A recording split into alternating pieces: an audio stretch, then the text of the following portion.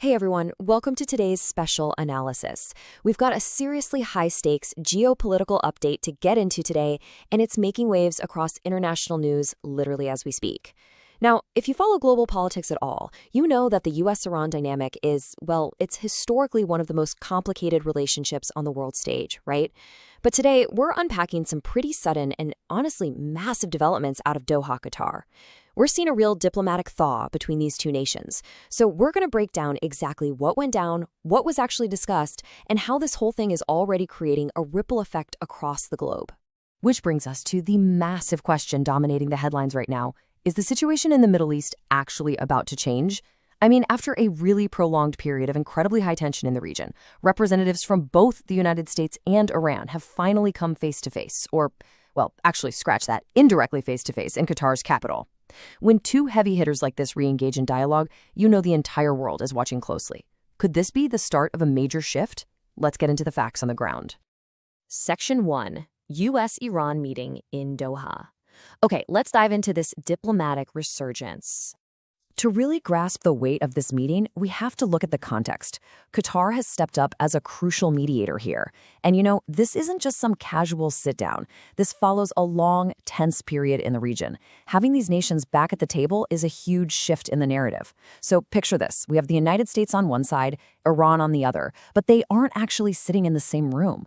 These are indirect talks, carefully facilitated by Qatari mediators. And the big takeaway from these sessions? Positive progress. Yeah, according to the mediators on the ground, while they haven't signed and sealed a concrete agreement just yet, the whole tone has shifted. Both nations engaged in a way that produced some very real positive steps forward. It's a delicate dance for sure, but it is moving in a constructive direction. Section 2, Core Topics of Discussion. Let's look at exactly what was on the table. Now, what's really interesting about this slide is exactly what got them to this point of progress. They weren't just airing general grievances. This was a highly targeted discussion. The dialogue basically boiled down to three main pillars. First up, regional security, which is absolutely crucial for stabilizing an area that's seen so much recent volatility. Second is maritime shipping. This is huge for global trade, just ensuring those shipping lanes stay safe and operational without the constant threat of disruption. And third, de-escalation.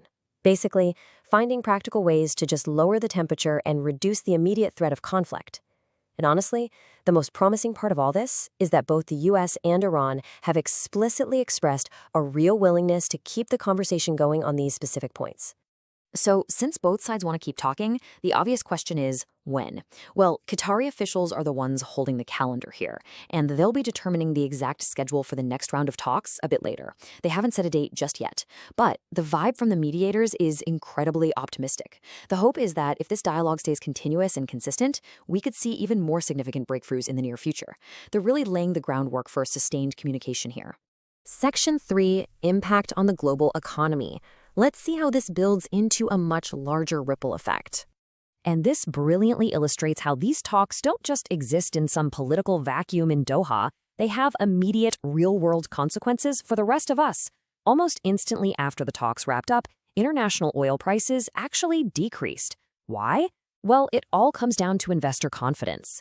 You see, when global investors hear that tensions might be cooling down, and especially that maritime shipping lanes are being diplomatically discussed, they start to believe that global fuel supplies are going to remain normal and uninterrupted. That wave of optimism translates directly into lower oil prices on the international market. It's a perfect example of how regional diplomacy instantly touches the global economy. Section 4. What lies ahead? Understanding the complex reality of this situation. So taking this initial optimism and balancing it with the broader reality is absolutely crucial here. We've seen positive steps, sure, and the markets have reacted favorably, but what should we objectively expect moving forward? We have to ground this in the perspective of the experts. Analysts are definitely urging caution. They emphasize that, yes, the progress is real, but incredibly complex issues still remain completely unresolved between these two nations. Decades of geopolitical friction just don't vanish after one round of mediated talks. Reaching a permanent, lasting solution is going to require a significant amount of time, a ton of patience, and some serious diplomatic heavy lifting. The road ahead is still long, for sure. Which leaves us with this ultimate, thought-provoking question. The one the entire world is watching as we wait for the next round of talks. Will this discussion actually pave the way for long-term stability? Or is this just a temporary pause in a historically volatile relationship?